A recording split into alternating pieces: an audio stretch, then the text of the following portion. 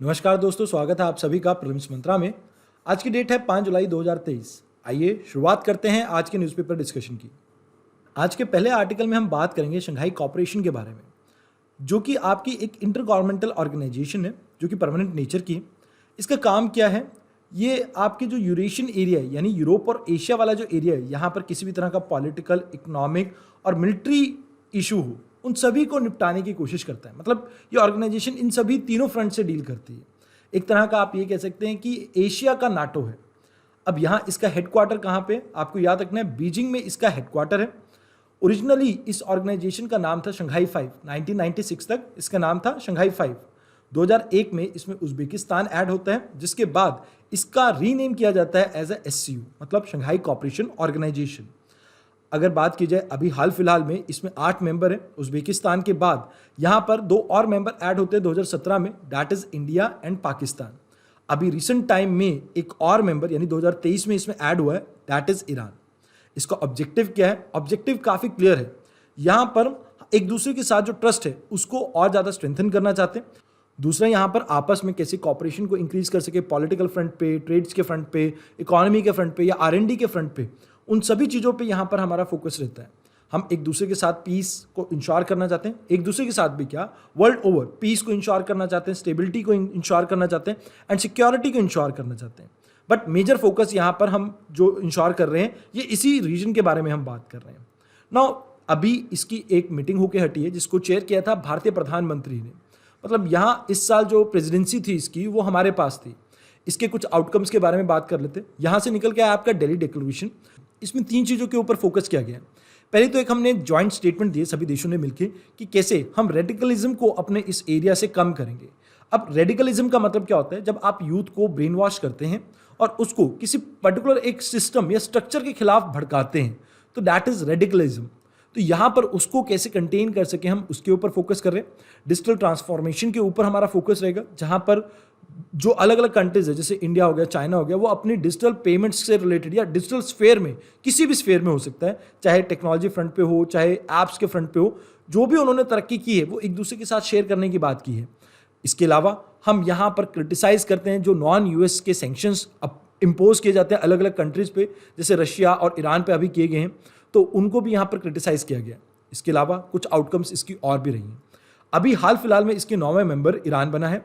पाकिस्तान को हमने क्रिटिसाइज किया है टेररिज्म के कारण, और चाइना को हमने 2 फ्रंट्स पे क्रिटिसाइज किया है। पहला तो जो चाइना कॉन्स्टेंटली सपोर्ट करता है पाकिस्तान के जो आतंकवादी है, इन्हें यूनाइटेड नेशन सिक्योरिटी काउंसिल में जब भी बैन करने की कोशिश की जाती है तो चाइना वहां पर वीटो कर देता है, तो वहां पर हमने इस वजह से चाइना को क्रिटिसाइज किया। दूसरा, हमने बेल्ट एंड रोड इनिशिएटिव को ज्वाइन करने से मना कर दिया है, क्योंकि इंडिया की सॉवरेनिटी और इंटीग्रिटी के ऊपर ये इम्पैक्ट है एक तरह का। क्योंकि यहाँ ये जो बेल्ट एंड रोड इनिशिएटिव है, इसका एक प्रोजेक्ट CPAC, ये होके गुजर रहा है आपके पाकिस्तान ऑक्यूपाइड कश्मीर से। अब यहाँ इंडिया की सॉवरेन राइट्स है यहाँ पे, और SCO का एक मेजर प्रिंसिपल है कि हम कैसे एक दूसरे की सॉवरेनिटी एंड इंटीग्रिटी को मेंटेन करें। तो यहाँ ये कहीं ना कहीं SCO के भी प्रिंसिपल के अगेंस्ट जाता है, जिसकी वजह से इंडिया ने इसे इंडोर्स करने से मना कर दिया। साथ के साथ SCO इकोनॉमिक डेवलपमेंट स्ट्रैटेजी 2030 के ऊपर भी फोकस किया गया था यहाँ पे, जिसको इंडिया ने रिफ्यूज कर दिया ज्वाइन करने से। तो यहाँ इसके आउटकम में आपको यही कुछ याद रखना है। आइए अब बात करते हैं अगले आर्टिकल की। अभी रिसेंटली राजस्थान के एक गवर्नमेंट हॉस्पिटल में रैट्स का अटैक देखने को मिला, मतलब चूहे ज़्यादा आ गए थे। इसकी वजह से नेशनल ह्यूमन राइट काउंसिल ने इन्हें नोटिस भेजा है। तो सबसे पहले हम नेशनल ह्यूमन राइट काउंसिल के बारे में जान लेते हैं, बाकी तो इस आर्टिकल में और कुछ जानने को नहीं है हमारे पास। ये एक स्टैट्यूटरी ऑर्गेनाइजेशन है जो कि protection of human right act 1993 के अंडर बना था। इसको अमेंड किया गया था एक बार 2006 में। बेसिकली इस ऑर्गेनाइजेशन को बनाने के कारण ये है कि हम पेरिस प्रिंसिपल के साथ अपने आप की कंफर्मिटी दिखाना चाहते थे कि हम उसका पालन कर रहे हैं। ये जो पेरिस प्रिंसिपल है, ये डील करते हैं आपके promotion and protection of human right से, जो कि 1991 में आए थे आपके प्रिंसिपल। अब यहाँ आपको पता होना चाहिए कि नेशनल ह्यूमन राइट कमीशन के मेंबर कितने होते हैं। तो इन टोटल आपके 13 मेंबर रहते हैं, जिसमें एक चेयरपर्सन जो कि चीफ जस्टिस ऑफ इंडिया या जो आपके सुप्रीम कोर्ट के जज होते हैं वो हो सकते हैं। इसके अलावा 5 फुल टाइम मेंबर्स रहेंगे और 7 डीम्ड मेंबर रहेंगे, जो कि किसी पर्टिकुलर पोस्ट को होल्ड करते हैं और उसकी वजह से वो मेंबर बन जाते हैं। अब बात कीजिए इनके टेन्योर की, तो 3 साल या 70 साल की उम्र तक ये मेंबर बने रह सकते हैं। अब यहाँ इनको अपॉइंट कौन करता है? तो अपॉइंट करते हैं प्रेसिडेंट। अब प्रेसिडेंट को इसमें रिकमेंड करती है आपकी एक सिलेक्शन कमेटी, जिसको हेड करते हैं आपके प्राइम मिनिस्टर। उनके अलावा इसमें union home minister, speaker, deputy chairman जो आपके राज्यसभा के रहते हैं, और लीडर ऑफ ऑपोजिशन, लोकसभा और राज्यसभा, ये दोनों ही आपके इसमें पार्टिसिपेट करते हैं। अब रिमूवल की बात की जाए तो आपको याद रखना है कि प्रूव्ड मिसबिहेवियर, जब इन्होंने कोई मिसबिहेव किया हो और उसको प्रूव कर दिया गया हो या कोई इनकैपेसिटी देखने को मिली हो, उन्हीं केसेस में इन्हें रिमूव किया जा सकता है इनके ऑफिस से। तो यहां पर आपको इस आर्टिकल में इतना ही याद रखना था। आइए अब चलते हैं अगले आर्टिकल पे। इस आर्टिकल में हम एक बार फिर से 10th शेड्यूल के बारे में बात करेंगे, क्योंकि अभी हाल फिलहाल में जो उद्धव ठाकरे जी का कैंप है, उन्होंने अक्यूज किया स्पीकर को कि भाई वो डिस्क्वालिफिकेशन के प्रोसेस को बहुत ज़्यादा स्लो कर रहे हैं। तो ये डिस्क्वालिफिकेशन अगेन आपके 10th शेड्यूल से रिलेटेड है, तो आइए इसे एक बार जान लेते हैं। देखिए, एंटी डिफेक्शन लॉ या 10th शेड्यूल आपके 52nd कॉन्स्टिट्यूशनल अमेंडमेंट एक्ट 1985 के तहत ऐड किया गया था, जिसे एक बार अमेंड किया गया है 91st कॉन्स्टिट्यूशनल अमेंडमेंट एक्ट 2003 के तहत। अब यहां इसमें ऐड की गई थी एक टर्म, दैट इज मर्जर। पहले स्प्लिट वर्ड यूज किया जाता था, अब स्प्लिट की जगह मर्जर आपका वर्ड यूज किया जाता है जब भी आपकी जो मेंबरशिप्स हैं उसमें से 2/3 लोग अलाउ करते हैं या आप कह सकते हैं फेवर करते हैं मर्जर के, तो उस समय किसी भी तरह की डिस्क्वालिफिकेशन नहीं हो सकती किसी पर्सन की। ऐसा ऐड किया गया था 91st कॉन्स्टिट्यूशनल अमेंडमेंट एक्ट के साथ। अब यहां इसके लिए डिसाइडिंग ऑफिसर कौन रहता है, तो जो आपके प्रिजाइडिंग ऑफिसर होंगे हाउस के, चाहे यहां पर अगर बात करें आपके स्पीकर हो या राज्यसभा की अगर बात करें तो चेयरमैन हो, वो दोनों ही डिसाइड करते हैं अपने अपने हाउसेज में कि कौन सा पर्सन डिस्क्वालीफाई हो सकता है। अब यहाँ इशू क्या आता है, जो कि यहाँ इस आर्टिकल में बात की गई है कि जो प्रिजाइडिंग ऑफिसर है, इसको किसी भी तरह की टाइम लिमिट नहीं दी गई है, ये कोई टाइम फ्रेम नहीं दिया गया है जिसके अंदर उन्हें डिसीजन लेना होता है। तो इस वजह से फ्रिक्वेंटली हमें देखने को मिलता है इस डिसीजन में डिले होता है, जिसके कारण कई बार इस एक्ट को क्रिटिसाइज भी किया जाता है। Now if we talk about next important thing, यहां पर आपको याद रखना है कि जुडिशियल रिव्यू जो है वो हो सकता है इसका, मतलब आर्टिकल 13 के अंडर जो जुडिशियल रिव्यू हमें है अवेलेबल, उसको यहां पर एप्लीकेबल लगा सकते हैं। मतलब अगर स्पीकर ने कोई डिसीजन लिया है उसे आप कोर्ट में जाके चैलेंज कर सकते हैं। अब यहां कुछ प्रोविजन है जो आपको याद रखने, अगर कोई पर्सन वॉलंटरली अपनी इलेक्टेड पार्टी से मेंबरशिप से रिजाइन कर देता है तो उस केस में उसको डिस्क्वालीफाई किया जा सकता है। अगर कोई पर्सन जो उसकी पार्टी है उसकी विप्स के अगेंस्ट वर्क कर रहा है, मीन्स मान लीजिए मेरी पार्टी ने विप इशू की थी कि मुझे किसी एक्ट के अगेंस्ट वोट करना है, बट मुझे वो एक्ट ठीक लगा और मैंने उसके फेवर में वोट कर दिया, तो इस केस में मेरे अगेंस्ट डिस्क्वालिफिकेशन का प्रोसेस लागू हो सकता है। अब तीसरी चीज जो यहाँ पर आपको याद रखनी कि जो इंडिपेंडेंट कैंडिडेट्स होते हैं वो कभी भी किसी पॉलिटिकल पार्टी को अगर ज्वाइन कर लेते हैं तो उस केस में आप कह सकते हैं कि भाई उन्हें डिस्क्वालीफाई करा जा सकता है, और ऑटोमेटिक नहीं होता। अगेन इसमें डिसीजन जो रहेगा आपके स्पीकर का रहता है। नॉमिनेटेड मेंबर्स जो हैं अगर वो किसी पार्टी को ज्वाइन कर लेते हैं, मतलब 6 महीने के बाद, जैसे आज मेरे को अपॉइंट किया गया है नॉमिनेटेड मेंबर के तौर पे, और आज से 6 महीने बाद मैं किसी पॉलिटिकल पार्टी को ज्वाइन कर लेता हूं, चाहे कांग्रेस चाहे बीजेपी, उस केस में मुझे कहीं ना कहीं डिस्क्वालीफाई किया जा सकता है। डिस्क्वालिफिकेशन 2 केसेस में नहीं होती हैं, एक तो मर्जर का केस मैंने आपको बता ही दिया, दूसरा जब स्पीकर इलेक्ट होते हैं आपके among the members, he can resign from his party. ऐसा वैसे तो कंपल्सरी नहीं है, मैंडेटरी नहीं है इंडिया में, बट अगर वो करना चाहें, यूके में चलन है तो इंडिया में करना चाहें तो वो कर सकते हैं, बट इस केस में उन्हें डिस्क्वालीफाई नहीं किया जा सकता है। अक्सर यहाँ पर जो भी प्रावधान मैंने आपको बताए हैं ये ढंग से इंप्लीमेंट नहीं हो पाते क्योंकि टाइम लिमिट यहाँ पर प्रिजाइडिंग ऑफिसर के ऊपर कोई भी दी नहीं गई है। दूसरी चीज यहाँ पर एक प्रॉब्लम और आती है कि जो आप देखते हैं रूलिंग पार्टी अक्सर इन प्रावधानों को अपने फेवर में यूज करता है, तो यहाँ पर ये 2 मेजर प्रॉब्लम देखने को मिलते हैं इस पर्टिकुलर प्रावधान के साथ। आइए अब बात करते हैं अगले आर्टिकल की। इस आर्टिकल में हम बात करेंगे अलूरी सीताराम राजू के बारे में। अभी रिसेंटली भारतीय प्रेसिडेंट ने ये कहा है कि हमें इनके जीवन से कुछ सीखना चाहिए। जैसे ये सेल्फलेस होके दुनिया की सेवा इन्होंने की है तो वैसे ही हमें भी करनी चाहिए। दूसरी चीज़ ये कहा गया कि जैसे इनमें आप ये देखते हैं कि किसी चीज़ से डरे नहीं है, तो फियरलेसनेस वो हम में भी होनी चाहिए। अगर भारतीय संविधान के बारे में बात करें या आप भारतीय फ्रीडम स्ट्रगल के बारे में बात करते हैं तो हमेशा इन्हें याद किया जाता है कि जैसे ये इनजस्टिस के खिलाफ लड़े थे, इनका बहुत बड़ा योगदान रहा है रामपा रेबिलियन में जो कि 1922 के आसपास हुई थी। अब देखिए यहाँ पर हुआ क्या था, इसके बारे में बताने से पहले मैं आपको इनके बारे में अवगत करवाता हूँ कि ये है कौन। 1897 में आंध्र प्रदेश में इनका जन्म हुआ था ट्राइबल ग्रुप में। फिर 18 साल की उम्र में इन्होंने संन्यास ले लिया, जिसके बाद इन्होंने एस्ट्रोलॉजी और मेडिसिन की नॉलेज गेन की। अब हुआ क्या कि जब ये जंगलों में रह रहे थे तो उस समय गंजनम, विशाखापट्टनम और गोदावरी एरिया में ना आपका जो शिफ्टिंग कल्टीवेशन, जिसे इस एरिया में पुडू कहा जाता है, उसकी प्रैक्टिसेस की जाती थी। अब गवर्नमेंट ने उसके ऊपर बैन लगा दिया कि भाई आप शिफ्टिंग कल्टीवेशन नहीं करेंगे, बिकॉज आप शिफ्टिंग कल्टीवेशन करते हैं तो इससे सरकार को रेवेन्यू नहीं मिल पाता है, तो हमें रेवेन्यू चाहिए, तो आप एक जगह सेटल हो जाइए। अब ये इनकी ट्रेडिशनल प्रैक्टिस थी।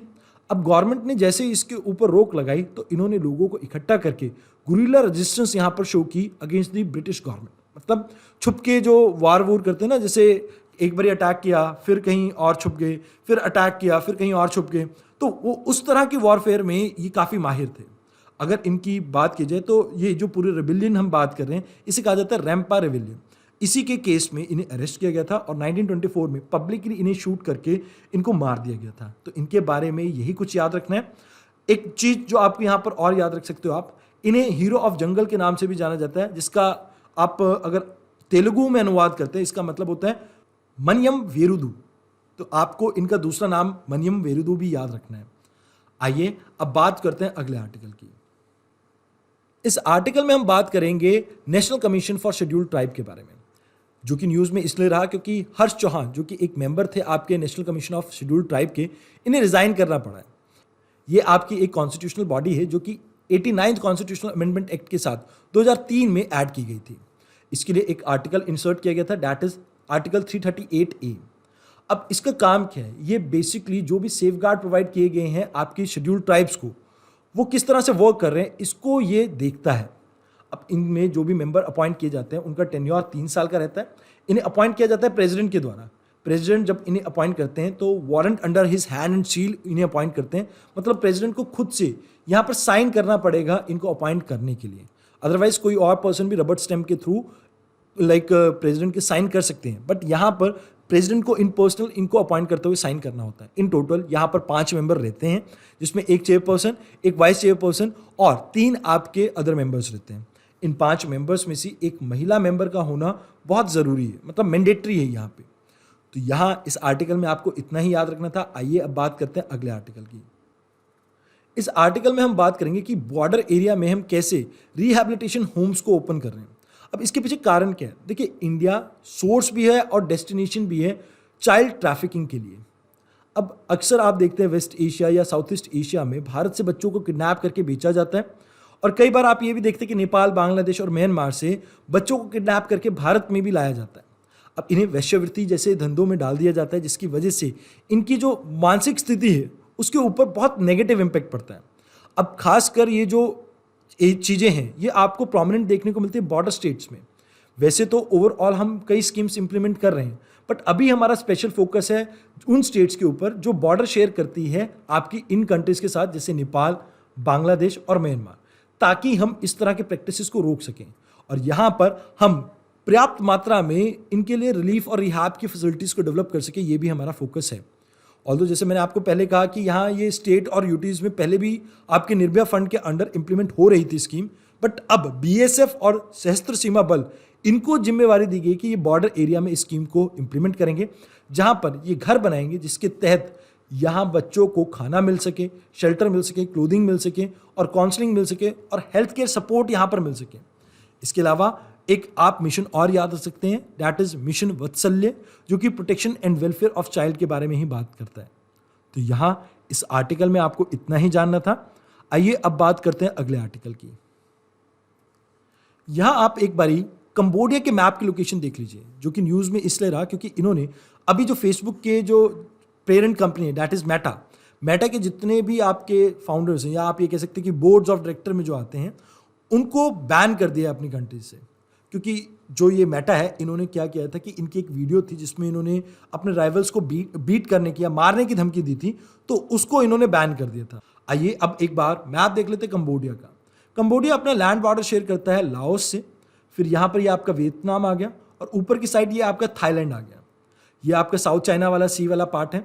इसके थोड़ा सा अगर आप नीचे जाते हैं, ये वाला जो आपका स्टेट है, आपको आज कमेंट बॉक्स में बताना है इसका नाम क्या है। यहाँ इसके थोड़ा सा आप वेस्ट में जाएंगे तो आपको अंडमान सी देखने को मिल जाता है, जो कि पार्ट है आपका बे ऑफ बंगाल का।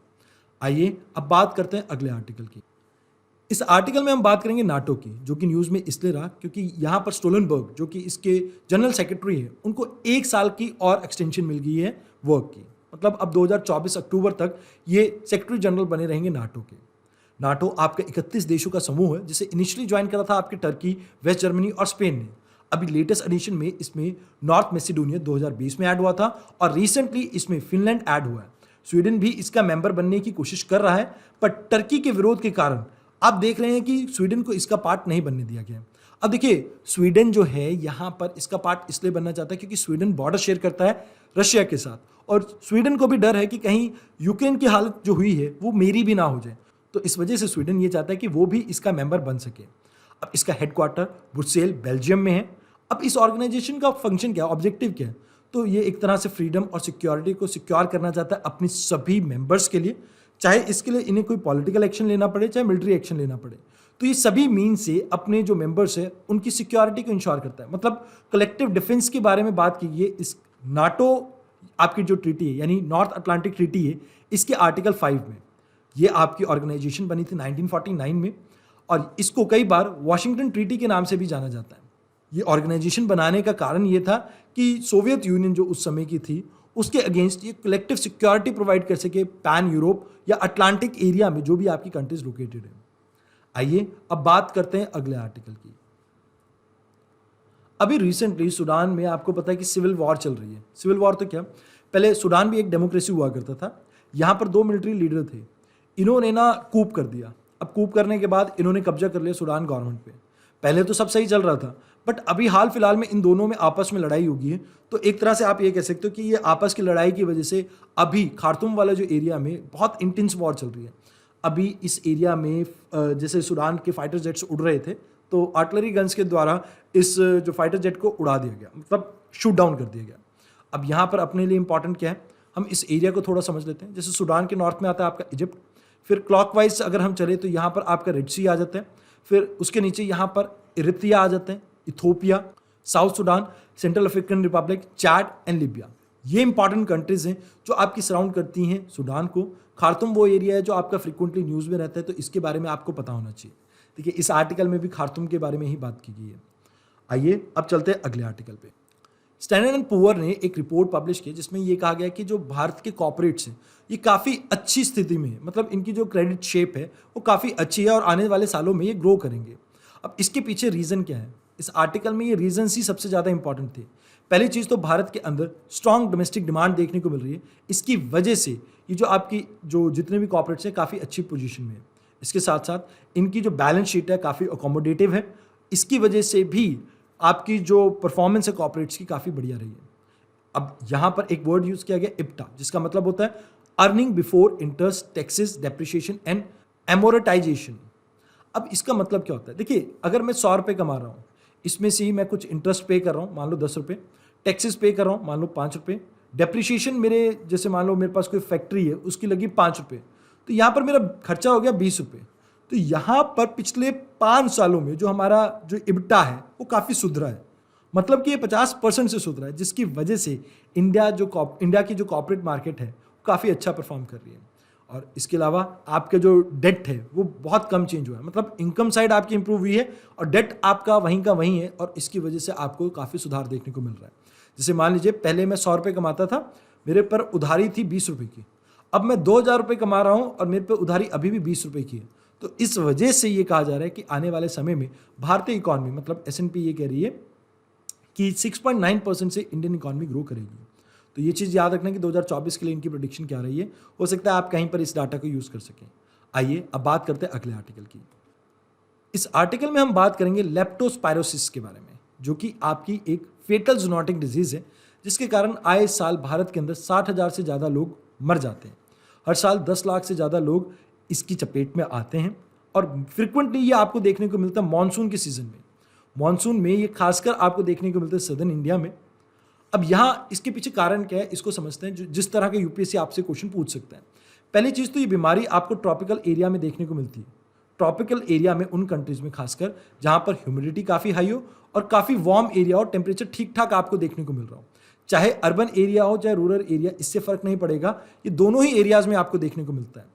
ये बीमारी आपकी फैलती है जैसे वाइल्ड या डोमेस्टिक जो आपके डॉग्स हो गए, वाइल्ड और डोमेस्टिक डॉग्स की वजह से, पिग्स, कैटल और रोडेंट्स की वजह से। अब यहाँ जनरली होता क्या है कि ये जो रोडेंट्स या आपके पिग्स वगैरह हैं, ये इस बीमारी को कैरी करते हैं और जब भी ये यूरिनेट करते हैं, इसके यूरिन के डायरेक्ट या इनडायरेक्ट कांटेक्ट में ह्यूमन आते ही इस बीमारी से ग्रसित हो सकता है। ये आपके एक बैक्टीरिया है लेप्टोस्पायरा, इसके कारण होता है। और इसके पीछे अभी रिसेंट टाइम में मुख्य कारण ये देखने को मिलता है कि जो सैनिटेशन का इंफ्रास्ट्रक्चर है इंडिया में अच्छा नहीं है। इसके कारण आपको इसके केसेस बढ़ते हुए दिखाई दे रहे हैं। जो वेस्ट मैनेजमेंट है वो बहुत पैथेटिक है, पुअर है। इसकी वजह से आपको केसेस देखने को मिल रहे हैं। स्ट्रे एनिमल्स हैं जो जैसे आपके जैसे सड़क पे खुले छोड़ दिए गए हैं लोगों के द्वारा, उनके कारण भी ये केसेस बढ़ रहे हैं। और जो ड्रेनेज पैटर्न है वो भी इतना अच्छा खासा नहीं है। और अभी जो साउथ इंडिया में बात की जाए, इसके केसेस इसलिए बढ़ रहे हैं क्योंकि यहाँ पर राइस कल्टीवेशन के दौरान जो जैसे लोग पानी में अपने पैर को धंसा देते हैं, तो कई बार कोई जानवर यहाँ पर यूरिनेट करके गया हो तो उस केस में भी ये आपको देखने को मिल जाते हैं। इसमें लोगों की मौत का मेजर कारण ये है कि कई बार ये सिम्टम जो है वो मलेरिया, डेंगू जैसे दिखाता है।